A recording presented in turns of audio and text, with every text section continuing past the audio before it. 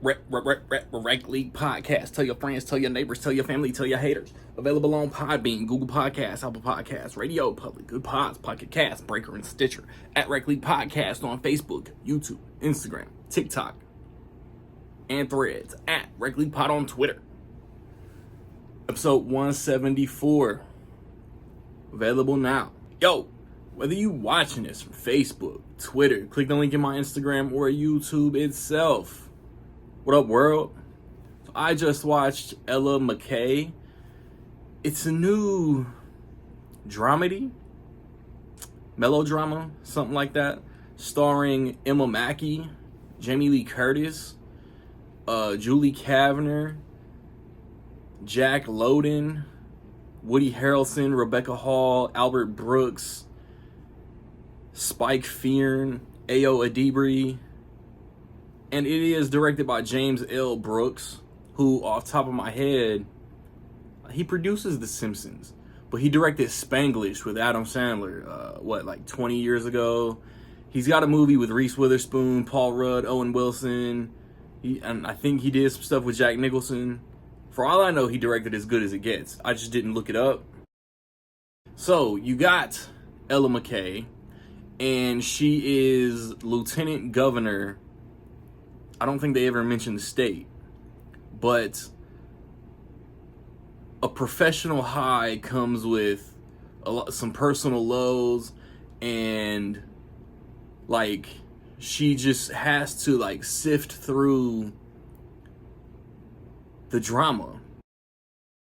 I enjoy these trailers. I am not the target demographic for a movie like this. I thought Emma Mackey is a good actress. I've enjoyed her in what I've seen her in. And I just thought that the trailer was good. This movie is the most okay thing I've ever seen. I didn't like the script. I don't feel like people talk and interact this way. And Jamie Lee Curtis is good. She just nurturing, comfort, go-to person for advice, you know what I mean? The relative that you can always depend on. Emma Mackey is good. She's very good with what she's given. It's just she has to deal with this toxicity in her life, and she's just so book smart that she really never head on directly calls anybody out on their bullshit. So she just continues to allow these relationships in her life, where she tries to get distance, but I know and you know, toxic people don't know that they're toxic. They're the hero of their story, and everybody else is wrong for not just enabling their bullshit. And that's kind of she never completely puts her foot down. And then there's this one relationship in this movie that just seems so good, and then all of a sudden it goes left and just becomes the complete opposite. There's one scene where you can see, okay, this character has these influences, so just out of nowhere it feels like they're just completely doing a 180 with the relationship that they have. And it felt kind of longer than just under a 2-hour movie, but I just needed a little more of the why is this character being influenced to do these things when they've had this really long relationship with our main character, and it just feels like an out of left field writing decision to do this. Kumail Nanjiani is in this movie. He's probably the most pure, outside of Jamie Lee Curtis and Julie Kavner, he's probably the most pure relationship that she has.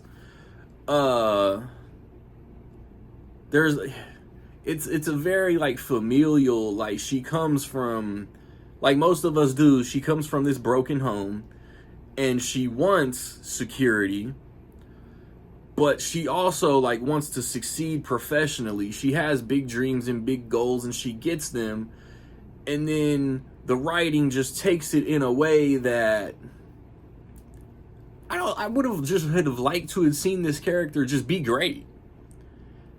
Like, I like political movies, and like the drama just could have been written in another direction. Like, once she gets to this point, let's just see what she deals with for a year in her life, or her first term or whatever. But it goes in a way that it's kind of like, why did we write this movie at all, just to put this character in this corner? Like, it's fine. The acting is good with what it's given, but what it's given is just kind of crap. The plot is just okay. I would have taken these characters elsewhere. I would have made the script feel more human. The score just makes it feel like this thing just ripped out of the 90s, which is okay. It takes place in the late 2000s. But Albert Brooks might give the most genuinely authentic performance. He just feels like he's playing himself. It's just such a there's such questionable decision making in the execution of a lot of this movie.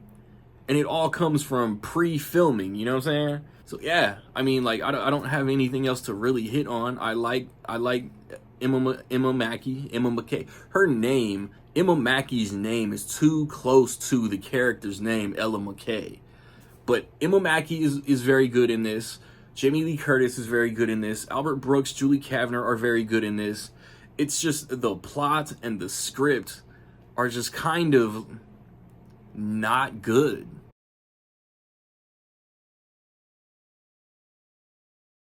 So with all that being said, I will say that in my opinion, Ella McCay, I almost said Emma Mackey, Ella McCay is solid.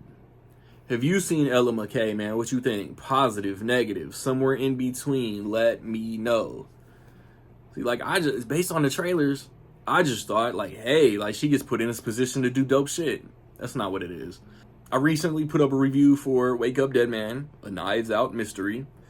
Last weekend, I watched and reviewed Five Nights at Freddy's 2. Next weekend, the plan is to watch and review Avatar, Fire and Ash, SpongeBob movie, The Search for SquarePants, and The Housemaid. Christmas Day, the hope is to watch and review Anaconda, and hopefully Marty Supreme. Rec League Podcast, we just schooled a lot of y'all on what is and is not qualifying as a Christmas movie. And upcoming, we'll do another Christmas themed discussion, as well as I'm gonna hit y'all with top 10 videos of mine, top 5 podcast episodes, most anticipated, top 10 on the YouTube, top 5 on the podcast, Blu-ray collection update. All of the fun end of the year, start of the year stuff is on the way, man. Like, subscribe, comment, find me where you find me, man. Don't know where to find me? Watch these credits. Peace.